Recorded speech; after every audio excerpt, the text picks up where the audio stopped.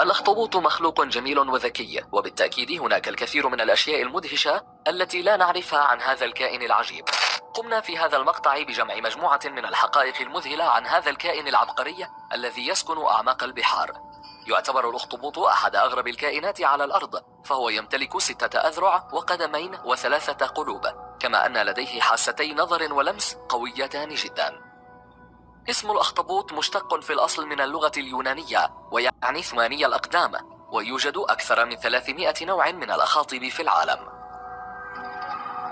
إذا فقد الأخطبوط أحد أطرافه فسينمو له طرف بديل بشكل تدريجي.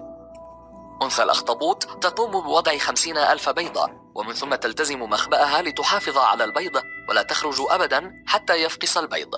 وفي كثير من الأحيان قد تموت أنثى الأخطبوط قبل أن يفقس بيضها، فهي مستعدة للدفاع عنها حتى الموت، ولا يتجاوز حجم البيضة حجم حبة الأرز. ومن المثير للدهشة أن أنثى الأخطبوط غالبا ما تموت بعد فقس البيض بسبب الجوع، وذلك لأنها لا تأكل طوال فترة احتضانها للبيض الذي يستمر لمدة 3 أشهر. وتبدأ الصغار التي تكون صغيرة للغاية في الحصول على طعامها بنفسها بعد الفقس مباشرة.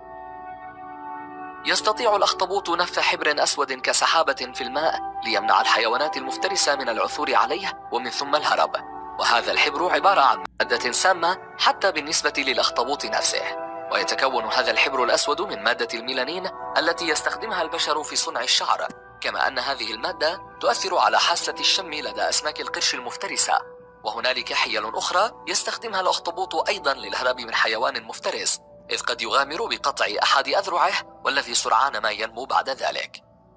في الأعماق السحيقة حيث كل شيء مظلم يعيش بعض أنواع الأخطبوط، والتي تستخدم ضوءا مكثفا بدلا من الحبر للتشويش على أعدائها. أقدم أنواع الأخاطب التي تم اكتشافها هو الأخطبوط الأحفوري، ويبلغ عمر هذا النوع 296 مليون عام.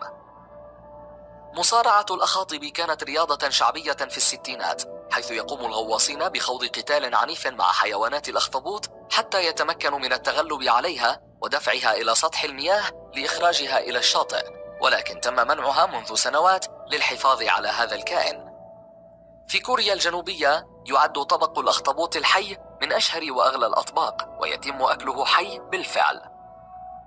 من المحرم في بعض الدول إجراء جراحة للأخطبوط من دون تخدير، وذلك لذكائه الشديد.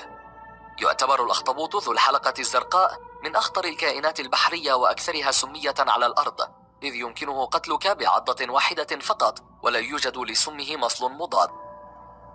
الأخطبوط حيوان نظيف ويعمل على تزيين منزله بالأصداف والقشريات، وبعد الانتهاء من وجبة طعامه يقوم بإصدار دوامات في الماء لدفع القاذورات بعيدا عن منزله.